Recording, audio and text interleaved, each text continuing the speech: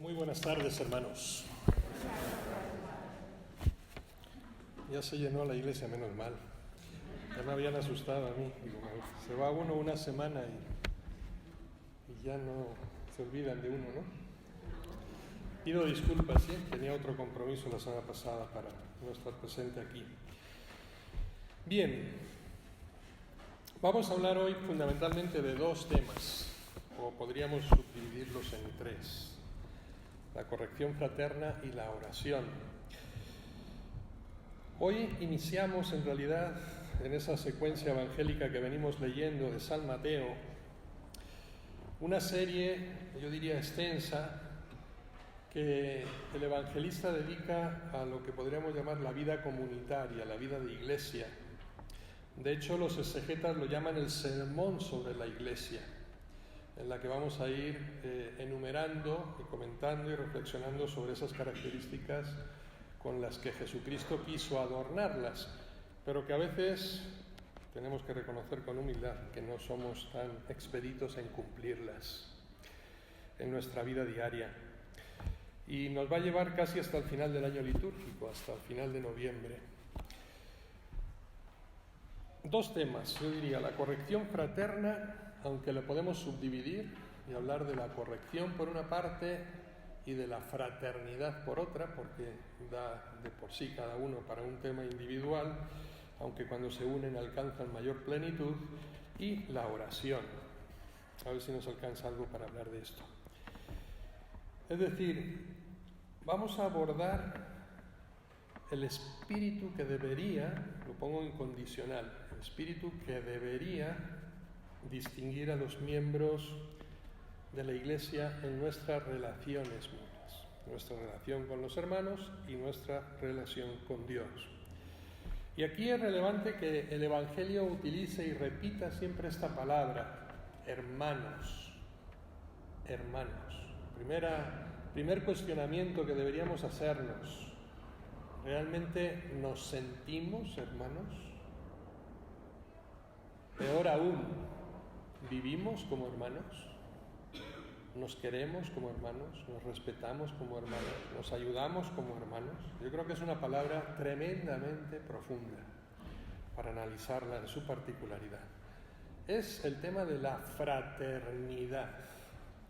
Y aquí quiero hacer un pequeño excursus, porque ustedes saben el latín, ¿no? Y la herencia que tenemos del frater significa hermano en latín, y de ahí surge la palabra fraternidad. Es decir, es la unidad de los hermanos. Hoy día hemos venido a utilizar con más frecuencia, no voy a decir acuñar, porque la palabra está acuñada hace mucho tiempo, pero venimos a usar con bastante frecuencia la palabra sororidad. Todos la han oído, ¿verdad? La sororidad. Es lo mismo que la fraternidad, solo que viene de sororem, que es hermana en femenino. ¿Por qué quiero hacer esta apreciación? Porque según la Real Academia de la Lengua Española, el masculino gramatical del sustantivo puede ser usado para los dos sexos, para el hombre y para la mujer, sin ser excluyente. El problema es que cuando utilizamos el nombre de sororidad, sí que excluye, porque se refiere solamente a la mujer. Y con una característica, digamos, política. Vamos a decirlo así, política. Es decir, es la solidaridad entre mujeres ante un peligro común, vamos a llamarle machismo.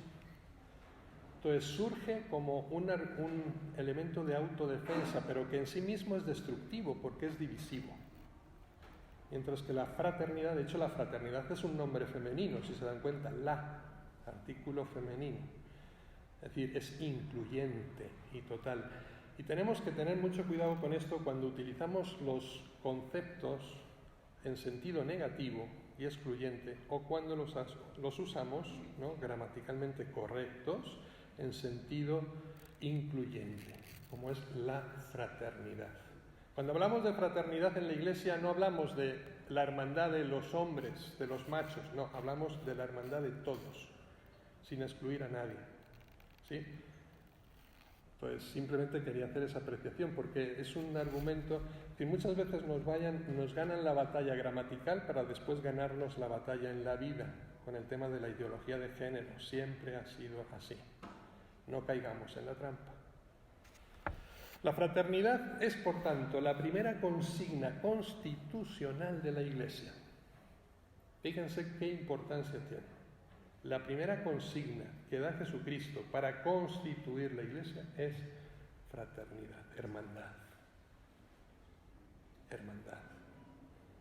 Cuando hablamos de constitución nos referimos siempre al elemento más importante, fundante, esencial de cualquier actividad humana y sobre todo de cualquier institución, empezando por la del Estado. ¿No? Elaboramos una constitución que organice la vida en común, el bien común de todos. Pues bien, ese bien en la Iglesia se funda precisamente como primer elemento en la fraternidad, en la hermandad, artículo fundamental. Por tanto, no hay que leerlo ni entenderlo en un sentido sentimental o en un sentido ni siquiera yo diría humanista, sino en el sentido de la fe profunda.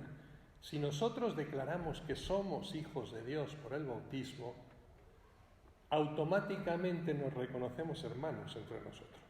No podemos llamar a Dios Padre si no somos hermanos. ¿Sí?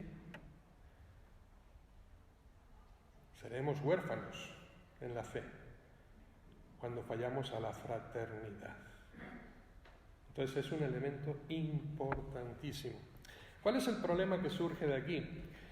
En las celebraciones litúrgicas que tenemos con frecuencia, a veces lo hemos reducido a una simple fórmula a la que nos hemos acostumbrado a pronunciar, pero a la que no le damos ninguna relevancia y ninguna importancia.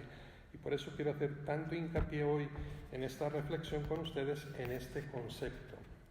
Es decir, es una expresión real, auténtica y sobre todo es posiblemente de las expresiones más comprometedoras que nosotros pronunciamos en la liturgia. Hermanos. Porque lo decimos, pero no lo vivimos. Es más, a veces, no sé si me equivocaré, ojalá me equivocara, puede darse la situación en la que nos encontramos con personas con las que no nos llevamos muy bien y una entra por esa puerta y otra entra por esa. ¿Por qué? Menudo conflicto si le tengo que dar la paz, si se pone a mi lado, ¿verdad? Es decir, entre nosotros existe una realidad de conflicto que no hemos solucionado. ¿Cómo nos ve Dios? ¿Cómo nos está viendo Dios en este momento? ¿Como hijos divididos o como hijos unidos? Y esto por hablar solo de los que estamos aquí presentes. Imagínense si hablamos de los que están ahí afuera, ¿no? De nuestra comunidad de trabajo, de nuestra comunidad familiar, de nuestra comunidad del barrio. Problema real, por tanto. La fraternidad es el verdadero test de la fe. Es la verdadera prueba de la fe, si verdaderamente vivimos como hermanos. No podemos llamarnos, por tanto, hijos de Dios, decir que Dios es nuestro Padre, si no hay una práctica de hermandad auténtica entre nosotros. Estaríamos engañando. Somos responsables, o podríamos decir, somos corresponsables unos de otros. Y esta es la gran lección que nos va a dejar el Evangelio hoy. Si somos hermanos, no podemos desentendernos de los otros. No podemos desentendernos de los problemas de los demás, porque son nuestros también. Los hacemos nuestros. Y de ahí surge el deber de la corrección, que es el tema fundante. Yo he querido un poquito insistir en el tema de la fraternidad, porque es corrección fraterna. En el cristianismo hablamos de corrección fraterna, no simplemente de corrección, pero precisamente por esa realidad de hermandad es que surge la necesidad de corregir en el error al prójimo. Corrección. Si tu hermano peca, repréndelo, dice Jesús. Si tu hermano peca, repréndelo. Luego vamos a ver el cómo. Repréndelo a solas, después repréndelo con 2 testigos, después repréndelo delante de la comunidad. ¿Tarea fácil? No. Tarea muy difícil. Tan difícil que muchos hoy se han desentendido de ella. Y ahora vamos a ver el por qué. Yo creo que hoy, de manera especial en nuestra vida actual, se vuelve problemático porque se ha roto el vínculo de la libertad y la verdad. Se cuestiona la verdad y se busca la libertad por mal camino. Y eso nos hace individualistas. El problema es el relativismo. Cada uno tiene su propia opinión en todo y no es discutible, cuanto menos corregible si está en el error. Porque es lo que yo creo, es lo que yo pienso, es lo que yo vivo y tú me respetas. Ese es el entendimiento de la libertad que tenemos. Hacer lo que quiero, cuando quiero y como quiero. Pero sin un referente a un absoluto, común para todos, que es la verdad. Innegable. Tarea difícil, por tanto. Primero, nos cuesta mucho sentirnos responsables de los demás. Si a veces no podemos ser responsables ni de nosotros mismos, ¿no? Si yo no puedo con lo mío, ¿qué? ¿Me vas a pedir que me haga cargo de lo tuyo? Nos desentendemos, no queremos esa responsabilidad. Segundo, preferimos dejarles en paz y ocuparnos de lo nuestro. ¿Y cuántas veces no lo hemos expresado incluso en voz alta? Tercero, la postura típica de quien no hace comunidad, de quien no se siente realmente iglesia. Pero no estamos aquí cada uno por su cuenta, estamos aquí como comunidad de fe. Y proclamamos la fe en plural, no en singular. Creemos en un solo Dios, decimos, nuestro Padre. Bueno, no sé si realmente no lo creemos o simplemente lo decimos, lo proclamamos. ¿Recuerdan la postura de... Este no es un problema de hoy, este es un problema de siempre. Cójanse ustedes la primera página de la Biblia, el Génesis, la creación del mundo. ¿Cuántos hijos tuvieron Adán y Eva? 3. Caín, Abel y Set. Para aquellos que quieren hacer una lectura literal de la Biblia, cuidado, porque los 3 eran varones. Díganme usted con quién se casaron para después tener la procreación de todo el género humano. Es un texto mitológico, es decir, nos quiere representar el hecho de la creación, un hecho real, el de la creación de Dios por parte de la humanidad, pero de una manera mítica, ¿sí? No es que fuera un solo hombre y una sola mujer en el momento de la creación. No hay contradicción entre el darwinismo, es decir, la teoría de la evolución, y el creacionismo, es decir, que en una evolución natural de las especies Dios interviene precisamente en una y le instaura el alma, es decir, nace la humanidad. ¿Sí? Lo que somos, el Homo sapiens sapiens, tal como nos conocemos. ¿Sí? No entren en esos conflictos filosóficos. Tuvo 3 hijos, pero uno murió, matado por su hermano. Y Dios viene y le pregunta a Caín, ¿dónde está tu hermano? ¿Acaso soy yo el guardián de mi hermano? No es mi problema. No es un problema de hoy, es un problema de siempre. Pero es un problema que tenemos que corregir. Corrección fraterna. Hermandad. ¿Sí? Tenemos argumentos habituales, y me quiero detener aquí un poquito porque sí creo que es un problema que se agudiza hoy de manera especial. Lo podríamos definir como huir de la quema, ¿no? Alejarnos del problema, y sobre todo si no es nuestro, o no nos implica. Miren, hace un tiempo leía esta noticia, se la voy a leer textual. ¿Sí? Y después la analizamos un poquito. El Congreso de la Ciudad de México aprobó reformas al Código Penal local para tipificar los contratos, tratamientos, terapias o servicios, tareas o actividades que pretendan corregir la orientación sexual o la identidad o expresión de género llamada terapias de conversión. ¿Se han dado cuenta de que aparece la palabra corregir? Nos prohíben corregir cuando alguien está en el error, por ley. Qué curioso.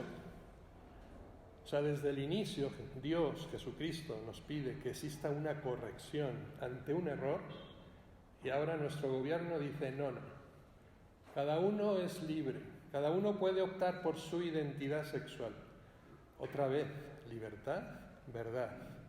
¿Cuál es la verdad?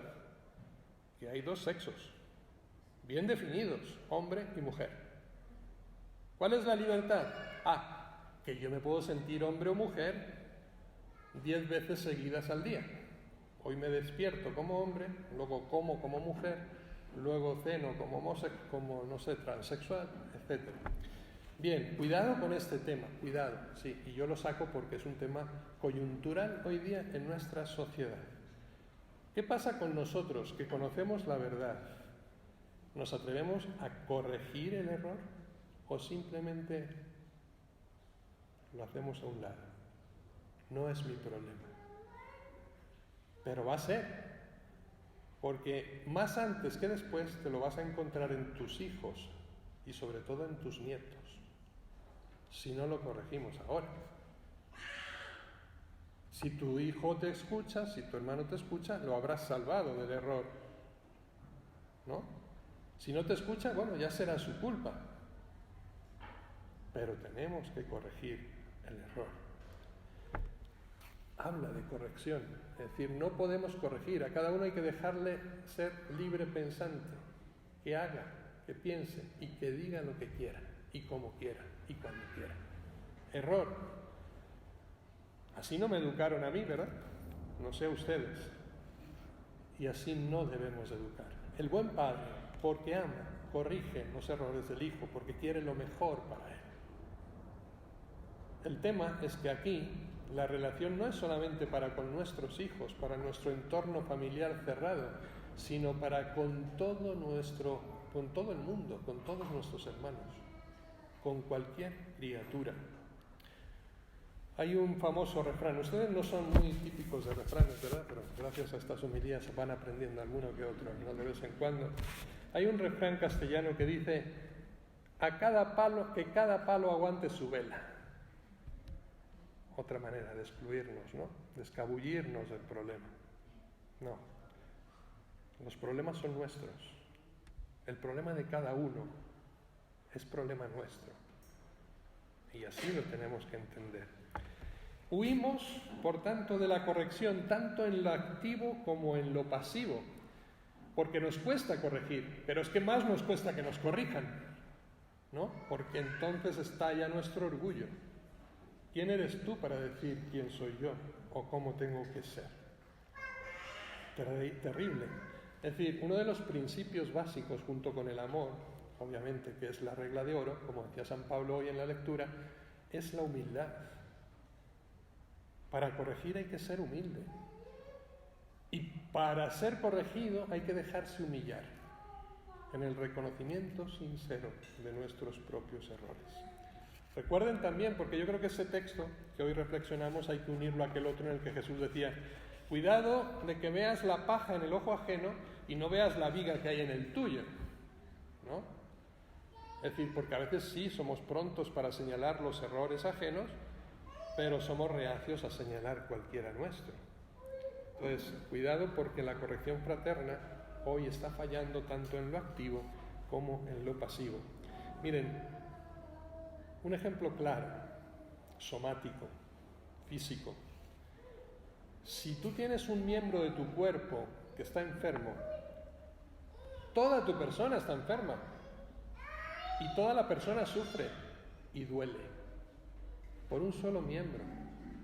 Así te hayas golpeado con un martillo el dedo meñique, ¿sí? Te duele a ti, no le duele al dedo, te duele a ti. Igual es en la iglesia.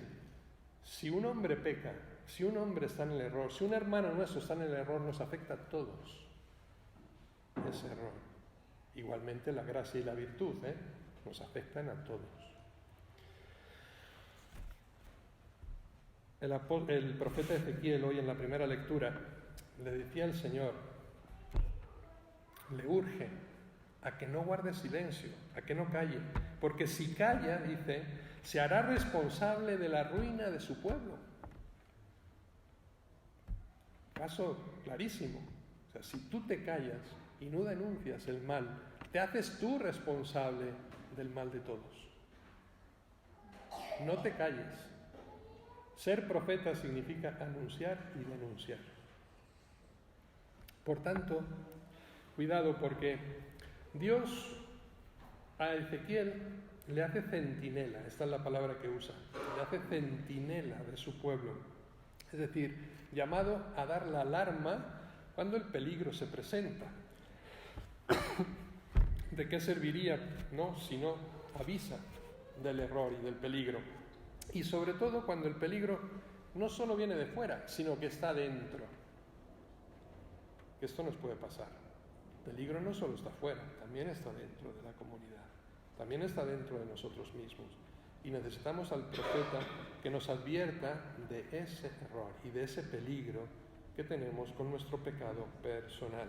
Por tanto, el silencio se vuelve complicidad, nunca lo olviden. La indiferencia y el silencio se vuelve complicidad. Dice Jesucristo, cuando comenta este texto, el evangelista, dice, si al final no te hace caso, allá él con su pecado, pero tú al menos habrás salvado tu alma. Tú salvas tu alma.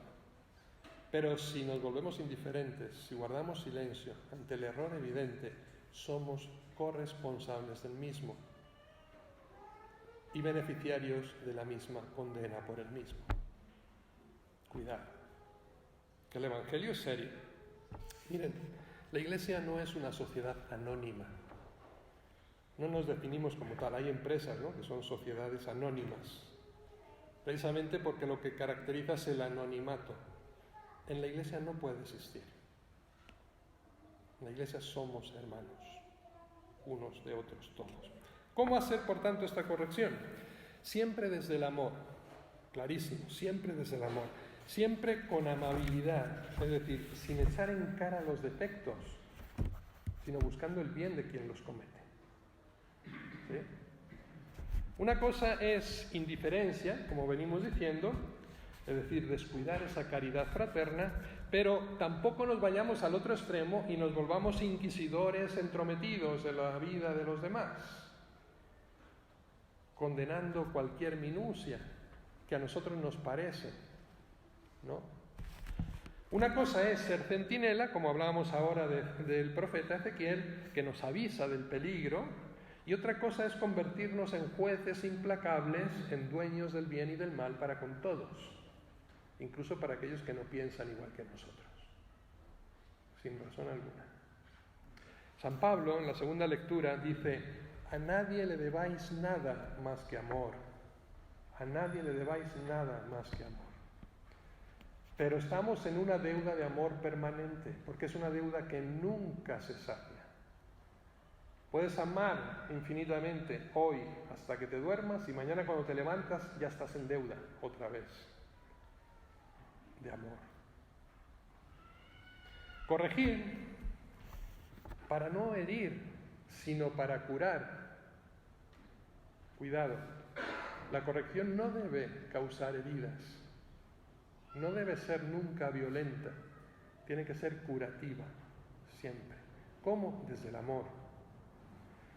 Ver no solo los defectos del otro, de la persona a la que vamos a corregir, sino sobre todo alabar sus virtudes, porque todos nos equivocamos, pero también en todos hay muchas cosas buenas, y es en esas en las que hay que hacer hincapié para potenciarlas. ¿Cuáles son los peligros, por tanto, para hacer esta corrección? Primero yo señalaría el individualismo. Individualismo. Una concepción individualista del pecado. Como si el pecado afectara solamente a la persona que lo comete. No. Lo acabamos de decir hace un momento, nos afecta a todos. El pecado de uno afecta a todos, como la herida de un miembro afecta a todo el cuerpo. El sentido reduccionista del amor fraterno simplemente a la responsabilidad y a la exigencia de hacer el bien, pero no a la de evitar el mal. Cuidado. Porque a veces, si hemos hecho bien todo lo que hemos hecho, ya, satisfechos. No, cuidado.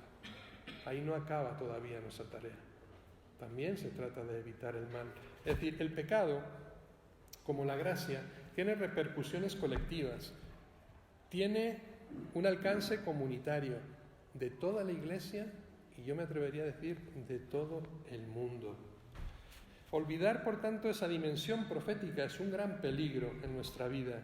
Anuncio y denuncia, decíamos. Denuncia de todo aquello que impide que construyamos el reino de Dios que estamos anunciando. Denuncia. La palabra denuncia no me gusta tanto, me gusta más la de corrección. Es más caritativa, ¿no? Porque parece que denuncia siempre va como acusación. Y no se trata de acusar, se trata de ayudar a mejorar, ¿sí? Todo aquello que es mejorable.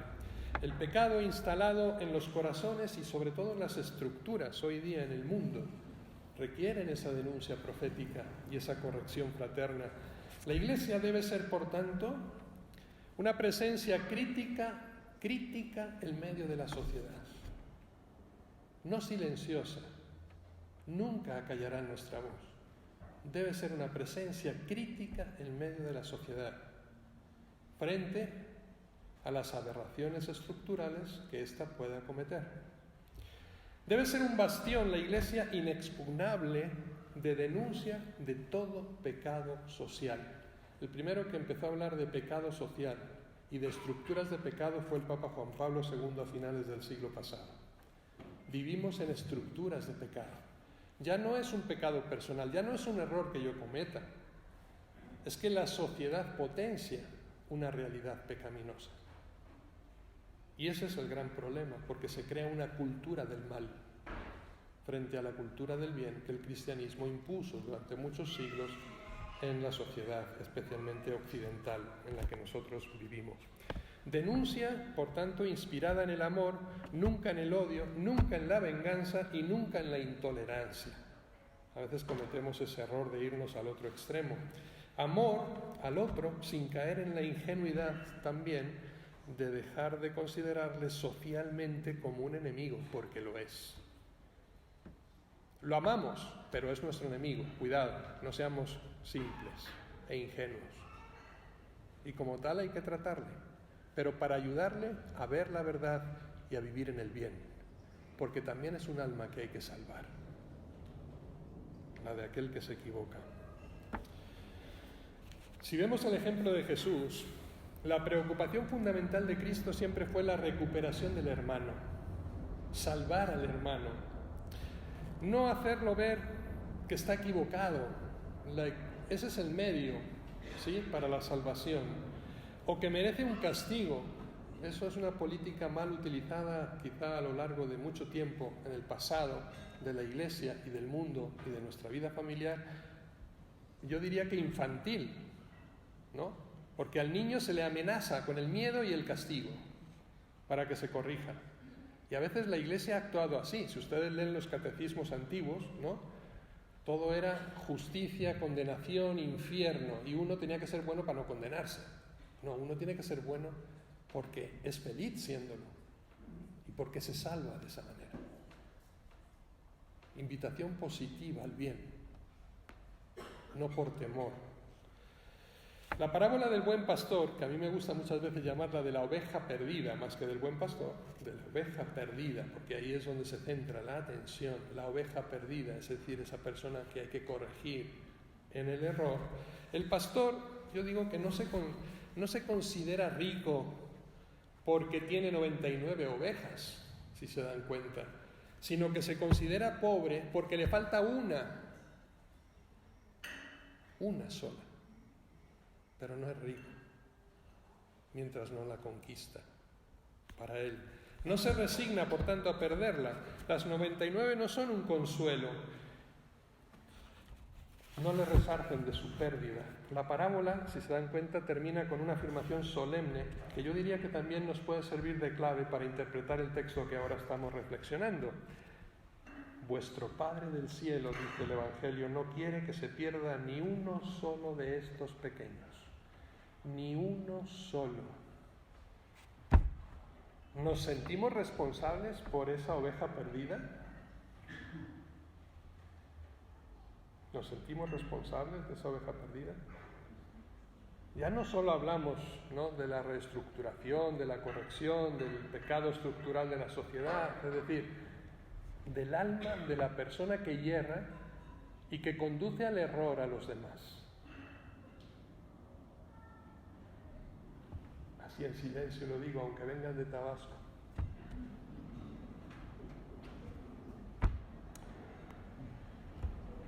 Parábola del buen pastor, por tanto, una gran interpretación. Hay un valor infinito en cada persona, en una sola persona, y hay que hacer lo imposible para que no se pierda. Esta es la esencia de la corrección fraterna. Esta es su esencia, buscar el bien del hermano, porque verdad y caridad siempre van juntas. Hay una encíclica del Papa Benedicto XVI del año 2009 que se llama Caritas in Veritate, caridad en la verdad. Y sin verdad, recuérdenlo siempre, sin verdad no hay caridad. Le pondremos otros nombres muy usados hoy día, por ejemplo, solidaridad. Soy solidario con el hermano, sí, pero no eres caritativo, porque no ves ni buscas su verdadero bien, sino un interés particular en el hecho de serlo. Dice el Papa Benedicto en el número 1, dice: la caridad en la verdad es la principal fuerza impulsora del auténtico desarrollo de cada persona y de toda la humanidad. Fíjense, palabras que sí nos llegan hoy políticamente, ¿eh? Desarrollo integral de la persona y de la humanidad, ¿no? La sociedad del bienestar. ¿Cómo se consigue ese desarrollo? Nos dice el Papa. No hay otro camino que la verdad y el amor. Es decir, el amor en la verdad, para conseguir ese auténtico desarrollo. Y termina ese número 1 diciendo: cada uno encuentra su propio bien, asumiendo el proyecto que Dios tiene para él, para realizarlo plenamente. Encuentra en dicho proyecto su verdad y, aceptando esa verdad, se hace libre. Qué expresión tan hermosa. O sea, cada uno tiene que buscar su propio bien. Pero ese bien está en el proyecto que Dios hizo para ti, ¿no? Y cuando tú lo realizas plenamente en la verdad, encuentras tu libertad. Palabra que ansía todo el mundo hoy: vivir en libertad, pero sin verdad ni responsabilidad. Un grave error. Ahí está la clave del error. Por tanto, defendamos la verdad. Proponerla con humildad y convicción, sí. Testimoniarla con la vida, también. Vivirla nosotros primeros. Y esas son formas exigentes e insustituibles de la caridad. Testimoniar con humildad y convicción la verdad. Y la verdad es, aludiendo al caso que les ponía antes como ejemplo, que existe el hombre y que existe la mujer. Lo demás es un invento, es un constructo social. Decálogo de la corrección, se lo resumo en 10 puntos. Lo tomo de San Francisco de Sales. He ido extrayendo así del pensamiento de San Francisco de Sales en el Tratado del Amor Divino estos puntos sobre la corrección fraterna. Primero, si no amas, no corrijas. Importantísimo.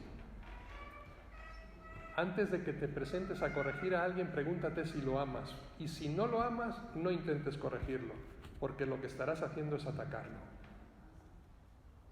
¿Sí? Si no amas, no corrijas.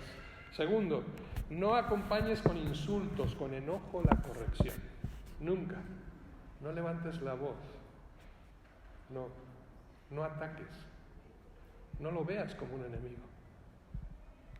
Tercero, busca en la corrección siempre el bien del corregido, el bien del otro, lo mejor para él, no tu conformidad ni tu comodidad propia, simplemente porque piensa distinto y me lo quiero quitar de encima o que piense como yo. Cuarto, al corregir, alaba siempre al corregido, es decir, resalta sus virtudes, como decíamos antes. Tenemos errores, pero también tenemos muchas virtudes, gánatelo. precisamente resaltando todo lo bueno que hay en él y todo lo bueno que puede llegar a haber en él aún más. Quinto, si puedes corregir en privado, no lo hagas en público. No lo decía el Evangelio, ¿no? A solas con él. Ya, si no te hace caso, llama a algún testigo, y si no, a la comunidad, pero en privado primero. Sexto, nosotros al revés, somos amigos del chisme, ¿no? Enseguida que vemos algo, vamos ahí, chisme de la bandera, a contarlo a todo el mundo menos al interesado, ¿no? Que es el que lo puede cambiar. Sexto, no corrijas hasta estar cierto de que aquello que vas a corregir es verdad. Porque a lo mejor lo han inventado, o a lo mejor lo han aumentado cuando llegó a ti, ¿no? El problema. Séptimo, al corregir, no descubras nunca al denunciado. Nunca, ni al denunciante, si es que existe. Es decir, corregimos el mal, el pecado, el error. La persona la amamos y la salvamos. ¿Sí? Por tanto, no la dejamos en evidencia para destruir su fama delante de los demás. Octavo, no aumentes la falta, disminúyela siempre, lo mínimo, pero déjala en evidencia, ¿sí? No la aumentes. Noveno, que el corregido quede convencido de que le quieres, de que le amas y que lo estás haciendo por su bien, siempre.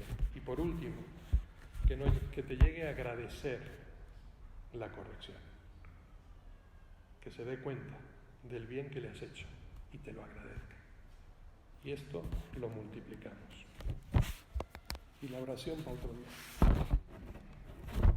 Ya, me pasé. Simplemente les dejo una frase que me pareció importantísima del padre Metzler, un jesuita alemán, que dice: nada resiste por fin a la acción lenta, suave y penetrante de la oración, ni pasiones, ni tentaciones, ni peligros. Todo lo domina. La oración transforma silenciosamente los pensamientos, los criterios, la voluntad, los sentimientos del hombre. Con ella, ésta se renueva y se convierte en otro insensiblemente. Qué difícil, fíjense, qué difícil es trabajar el hierro frío, pero ponlo al fuego y podrás hacer de él todo cuanto quieras. Reza, persevera rezando y podrás dominar todo lo que pretendas. Si a esa corrección le sumamos la oración, verán qué fácil es. Topamos con acero, topamos con hierro, sí, pero pongámoslo al calor de la oración y verás que nada se resiste al bien y a la verdad. Que así sea.